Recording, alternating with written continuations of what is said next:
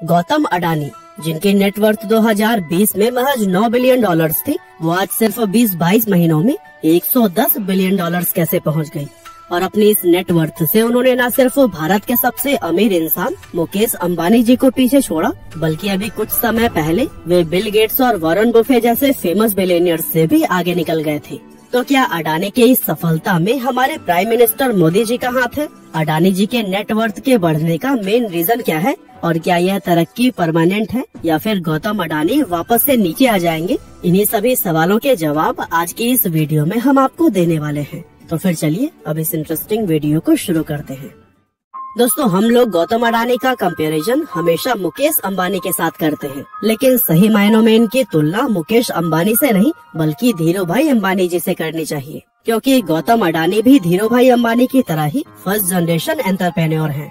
यानी कि गौतम अडानी जी के पास आज जो कुछ भी है वो उनके पिता या पुरखों से विरासत में नहीं मिला, बल्कि इस पूरे बिजनेस एम्पायर को उन्होंने खुद खड़ा किया है। अब चलिए इस बात को समझने के लिए हम आपको गौतम अडानी की शुरुआती लाइफ और उनके फैमिली बैकग्राउंड के बारे में थोड़ा बताते हैं। असल में दोस्तों, गौतम अडानी जी 24 जून 1962 के दिन गुजरात के अहमदाबाद शहर में पैदा हुए थे। इनके पिता शांतिलाल अडानी जी का गुजरात में ही कपड़े का एक छोटा सा बिजनेस था, लेकिन गौतम अडानी को अपने पिता के बिजनेस में कोई इंटरेस्ट नहीं था, क्योंकि वो अपनी लाइफ में शुरुआत से ही कुछ अलग और कुछ बड़ा करना चाहते थे। यहाँ तक कि इसके लिए उन्होंने अपनी बीकॉम की पढ़ाई को भी बीच में ही छोड़ दिया था और 1978 के दौरान वह मुंबई जाकर डायमंड सॉर्टिंग का काम करने लगे थे। इसके बाद से 1981 में इनके बड़े भाई मनसुख भाई अडानी ने इन्हें वापस अहमदाबाद बुला लिया, क्योंकि उन्होंने प्लास्टिक का एक नया बिजनेस शुरू किया था और इस बिजनेस के लिए उन्हें अपने छोटे भाई गौतम की हेल्प चाहिए थी। दरअसल इस बिजनेस में उन्हें हर महीने 20 टन पीवीसी की जरूरत पड़ती थी, जो कि भारत में उपलब्ध नहीं हो पा रही थी। इसीलिए गौतम अडानी और उनके भाई ने यह फैसला लिया कि वो बाहर के दूसरे देशों से पीवीसी को इंपोर्ट करेंगे। और दोस्तों, ये पीवीसी इंपोर्ट करने के दौरान ही गौतम अडानी को पहली बार इंपोर्ट एक्सपोर्ट बिजनेस के नियम व कानूनों की जानकारी मिली थी और इसी से उन्हें यह समझ आ गया था कि इंपोर्ट एक्सपोर्ट का बिजनेस किस तरह से किया जाता है। और दोस्तों, अपने इसी एक्सपीरियंस का ही फायदा उठाकर साल 1988 में उन्होंने अडानी एक्सपोर्ट्स लिमिटेड नाम की एक कंपनी शुरू कर दी और इस कंपनी को शुरू करने के बाद से ही गौतम अडानी ने फिर कभी भी पीछे मुड़कर नहीं देखा और यही कंपनी अडानी ग्रुप की फ्लैगशिप कंपनी बनी। अब अगर आज की बात करें तो अडानी ग्रुप के अंदर बहुत सारी अलग अलग कंपनी शामिल हैं, जो कि अलग अलग प्रोडक्ट्स और सर्विसेज में डील करती हैं।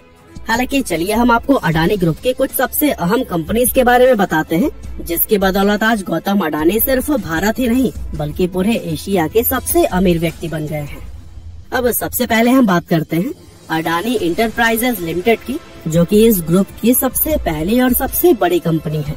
ये कंपनी मुख्य रूप से कोल ट्रेडिंग, कोल माइनिंग और एयरपोर्ट ऑपरेशंस जैसे काम करती है। इसके बाद से अडानी ग्रुप की दूसरी बड़ी कंपनी है अडानी पोर्ट्स एंड एसईजी, जिसे शॉर्ट में APSEZ भी कहा जाता है। अब जैसा कि आप इसके नाम से ही समझ गए होंगे कि ये कंपनी पोर्ट ऑपरेटिंग का काम करती है और ये इंडिया की सबसे बड़ी प्राइवेट पोर्ट ऑपरेटर कंपनी है। इसके अलावा इनकी Adani power company power generation and distribution का काम करती है। अडानी टोटल गैस बड़े शहरों में गैस डिस्ट्रीब्यूशन का बिजनेस करती है। अडानी ग्रीन एनर्जी पूरी दुनिया में ही solar and wind energy generation का काम करती है और Adani Wilmar company edible oil बनाने का काम करती है। अब यहाँ पर आपकी हम जानकारी के लिए बता दें कि इंडिया में बिकने वाला फेमस फॉर्च्यून रिफाइंड ऑयल भी अडानी ग्रुप की इसी कंपनी का ही एक प्रोडक्ट है। और अभी हाल ही में अडानी विल्मर का IPO भी मार्केट में लाया गया था, जहां लोगों ने खूब पैसे इन्वेस्ट किए और कमाए भी। वैसे आपको भी लॉन्ग टर्म में फाइनेंशियली स्टेबल रहने के लिए इन्वेस्टमेंट जरूर करनी चाहिए। बहरहाल हम गौतम अडानी की जर्नी को कंटिन्यू करते हैं। दोस्तों, गौतम अडानी की सबसे खास बात यह है कि ये जो भी काम करते हैं वो नेशनल या फिर इंटरनेशनल लेवल पर ही करते हैं और यही वजह है कि आज उन्होंने जिस भी इंडस्ट्री में एंटर किया हुआ है, ऑलमोस्ट उन सभी इंडस्ट्री में ही अडानी ग्रुप की कंपनीज नंबर 1 पर है। और इतना ही नहीं, गौतम अडानी अभी भी नई नई इंडस्ट्री में एंटर करके अपने बिजनेस को बहुत तेजी से एक्सपेंड कर रहे हैं। इनफैक्ट इस वीडियो को बनाने के दौरान ही गौतम अडानी ने $10.5 बिलियन की रकम में ACC और अंबुजा सीमेंट इन दोनों कंपनीज को एक्वायर किया है। असल में शुरुआत से ही गौतम अडानी की यह स्ट्रैटेजी रही है कि जब भी उन्हें किसी इंडस्ट्री में प्रॉफिट दिखाई देता है तो फिर वो मौका मिलते ही उसमें एंटर कर लेते हैं। और यही वजह है कि पिछले कुछ सालों में अडानी ग्रुप का बिजनेस बहुत ही ज्यादा डाइवर्सिफाई होते हुए दिखाई दिया है।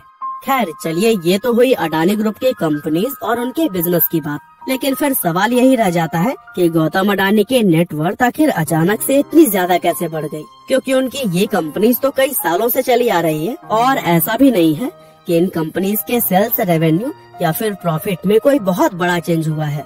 लेकिन फिर पिछले 2 सालों में ऐसा क्या हो गया कि इनकी नेटवर्थ $9 बिलियन से बढ़कर $125 बिलियन तक पहुंच गई थी।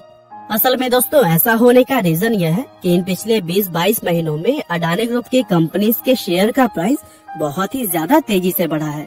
एग्जाम्पल के लिए अडानी टोटल गैस कंपनी की अगर बात करें तो मार्च 2020 में इसके एक शेयर का प्राइस सिर्फ 82 रुपए था, जो कि इस समय बढ़कर 2520 रुपए के आसपास हो चुका है।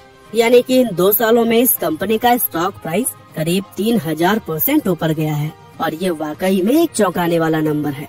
और दोस्तों, ठीक इसी तरह ही 1-2 साल के अंदर अडानी ग्रुप की हर एक कंपनी का शेयर प्राइस बहुत तेजी से बढ़ा और यही वो मेन वजह है कि गौतम अडानी की नेटवर्थ हमें एकदम से इतनी ज्यादा बढ़ती हुई दिखाई दी है।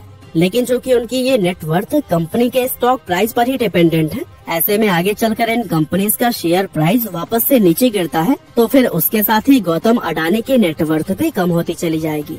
इनफैक्ट 22 अप्रैल 2022 के दिन जहां उनकी नेटवर्थ $123 बिलियन तक पहुंच गई थी, वो आज घटकर $106.6 बिलियन से रह गई है। यानी कि सिर्फ 25 दिनों में उनकी नेटवर्थ $17 बिलियन कम हुई है। और ऐसा होने का रीजन यही है कि उनकी कुछ कंपनी का स्टॉक प्राइस वापस से थोड़ा नीचे आ गया है। अब दोस्तों, आपको ये जानकर काफी हैरानी होगी कि जो अडानी आज एशिया के सबसे अमीर व्यक्ति बने हुए हैं, उनके कंपनी अडानी ग्रुप पर टोटल 2.22 ट्रिलियन रुपीस का कर्जा है और ये डेप्ट साल दर साल बढ़ता जा रहा है। यानी कि गौतम अडानी जो नई नई कंपनीज खरीदकर अपने बिजनेस को तेजी से एक्सपेंड कर रहे हैं, उसके लिए उन्होंने अपनी जेब से कोई भी पैसा खर्च नहीं किया है, बल्कि उनका ये सारा बिजनेस डेप पर चल रहा है। और ये डेप ही वो मेन वजह है कि लोग उनकी सक्सेस के पीछे इंडियन गवर्नमेंट और प्राइम मिनिस्टर मोदी का हाथ मानते हैं, क्योंकि लोगों को लगता है कि गवर्नमेंट का साथ होने की वजह से गौतम अडानी को बड़े बड़े लोन और गवर्नमेंट कॉन्ट्रैक्ट आसानी से मिल जाते हैं।